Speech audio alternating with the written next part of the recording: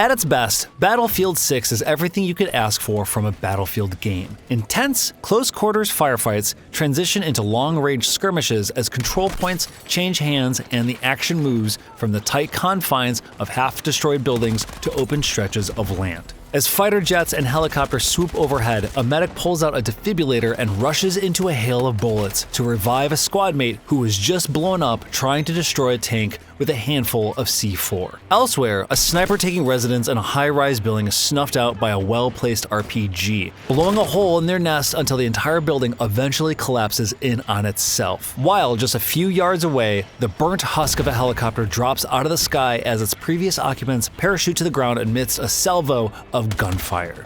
Battlefield 6 is a return to form for a multiplayer shooter that thrives on emergent chaos.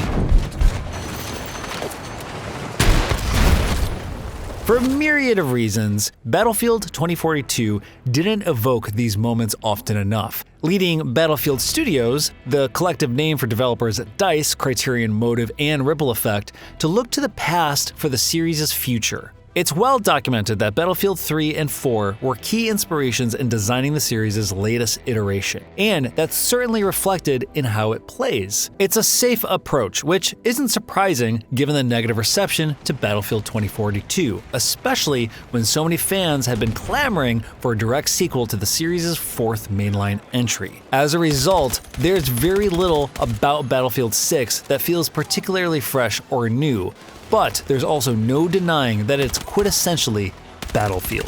There's still nothing else quite like it, so a return to form is more than enough to get pulses racing, even if it doesn't significantly push the series forward.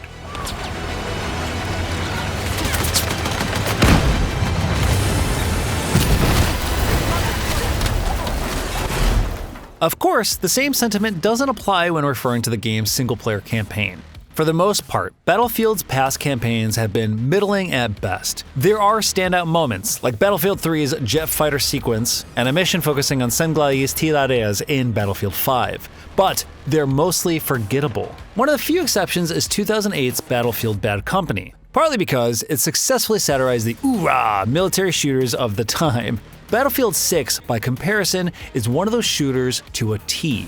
Full of military terminology and the kind of self-serious dialogue that reads like it was written just to be quotable. I got 3 West Side, frame shoot, on the T of execute. It's an explosive, globe-trotting blockbuster that runs the gamut of expected tropes in both its narrative and mission design. Set in 2027, the story unfolds in a near future where the NATO alliance is on the verge of collapse. With geopolitical turmoil at the heart of the matter, several major European countries have chosen to defect from the alliance, allowing a private military corporation called Pax Armada to step into the resulting power vacuum. Pax Armada is armed with deep pockets and the latest technology, prompting countries to turn to the corporation for protection, kicking off a war against what remains of NATO's forces. Amidst this globe-spanning conflict, you play as various members of Dagger 1-3, an elite squad of US Marine raiders fighting back against the formidable PMC. It's a potentially interesting setup, but despite the politically loaded nature of the entire premise, Battlefield 6 follows the trend of recent military shooters by being as intentionally vague as possible. I taught you both too They're well. coming for you. Who? Pax. Pax Armada are a nondescript enemy, filling the role of amorphous cannon fodder in the campaign while providing the game's multiplayer with a bad guy faction. There's no intent to reflect the real world or answer questions like why France is one of the countries withdrawing from NATO. It's all shallow set dressing that negatively contributes to a run-of-the-mill story revolving around a villain you need to stop before they do something bad. The ending teases that there might be slightly more to it, but it feels like this is being saved for a sequel or narrative backdrop for a future multiplayer season, so all you're left with is another bland and forgettable story in a series known for them.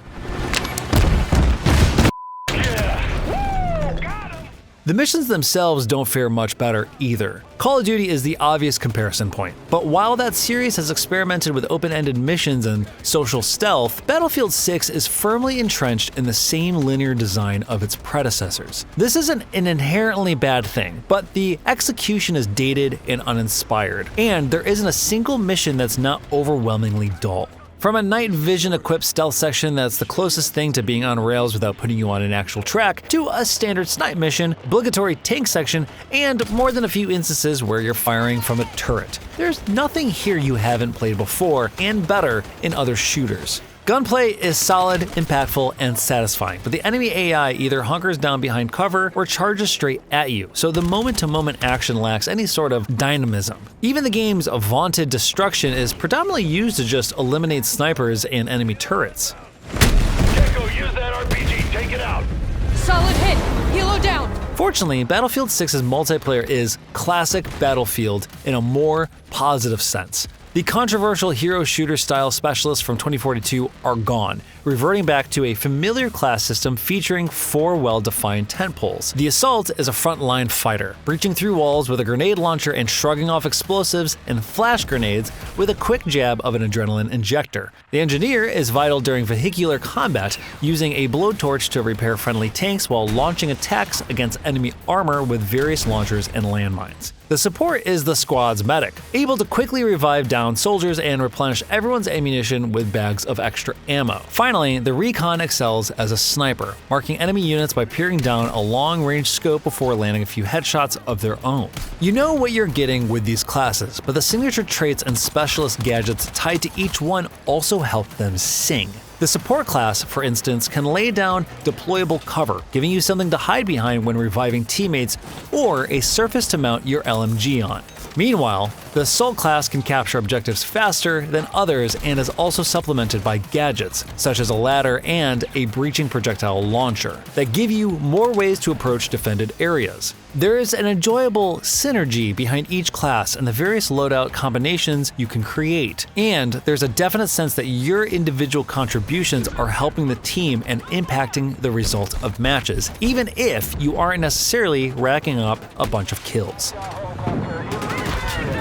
Each class also has a signature weapon type associated with it, providing you with various bonuses for, say, equipping a sniper rifle while playing as a recon. Whether it's reduced weapon sway or improved hipfire accuracy, these buffs are palpable, incentivizing you to use certain weapon types when playing as particular classes. In a minor shakeup to the traditional class structure, however, any class can use any weapon, unless you're in a closed weapon playlist. This proves useful for completing challenges to rack up experience points from using different weapons, since you can change weapon types without having to switch to an entirely different class. But other than giving you more freedom, there aren't any other obvious benefits. I appreciate being able to use an assault rifle instead of an SMG when playing as an engineer, but having the ability to use any weapon with any class does somewhat dilute the class system. As a result, signature weapon types feel like a minor addition to an otherwise familiar package. And the same is true of the game's new movement system. Dubbed the kinesthetic combat system, this buzzword vomit essentially means you now have more control over your mobility and a few new tactical options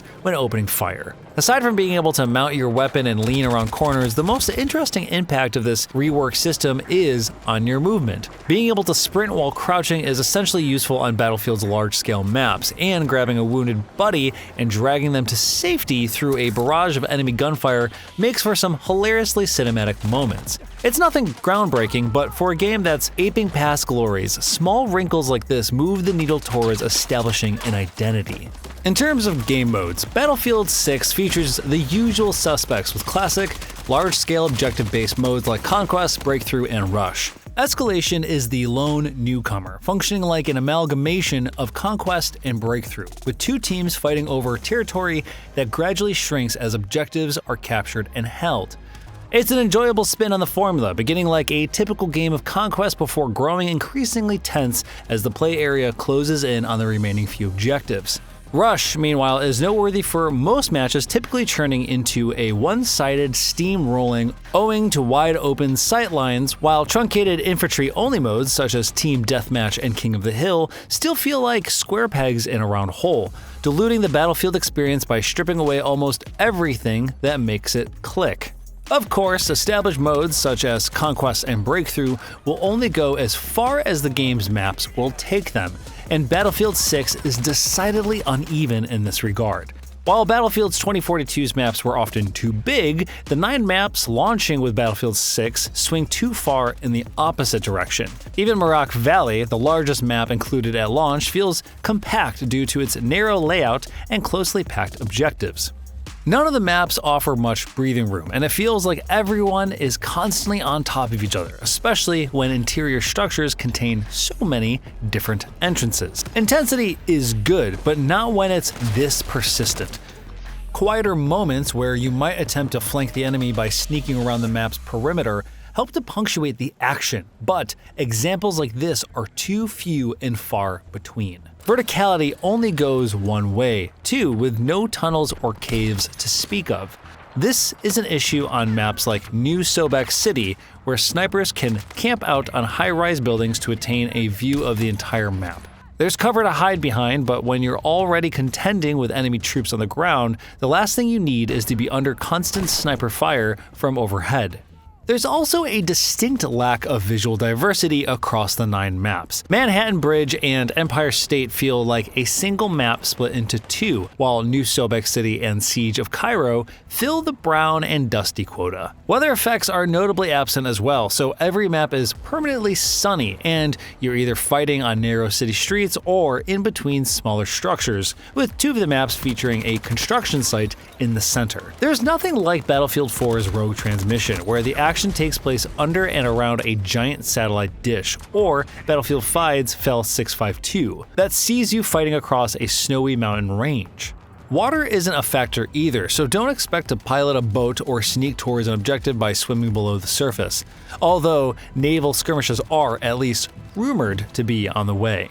There are good individual maps here, such as Liberation Peak, Merak Valley, and Iberian Offensive, offering tense choke points and undulating terrain perfect for vehicular warfare. Battling through New York's brick apartment buildings beneath the shadow of the Brooklyn Bridge is a singular thrill, as is emerging from tall grass to fire a missile into the underside of a tank.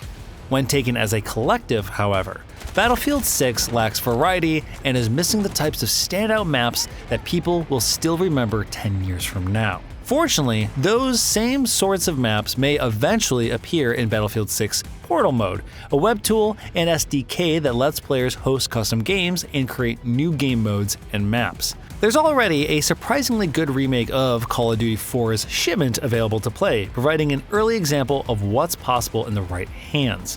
You can also race fighter jets, play a hardcore version of Conquest, and jump into an extraction shooter mode, among other user-created experiences. It's tough to judge now, but the potential is obvious, and I'm excited to see how Portal evolves over the game's lifespan, not to mention the official maps coming down the pipeline. Couple this with everything else, and Battlefield 6 is a return to form, even if it doesn't reach the same highs as the series at its peak. The campaign is as lackluster as expected, and the multiplayer maps are only ever decent at best, but there's still a chaotic and super satisfying shooter here that offers multiplayer thrills unlike any other. Even if you're not racking up kills by the dozens, you're still rewarded for contributing in other ways, and you're never too far away from being in the middle of a histrionic Battlefield moment.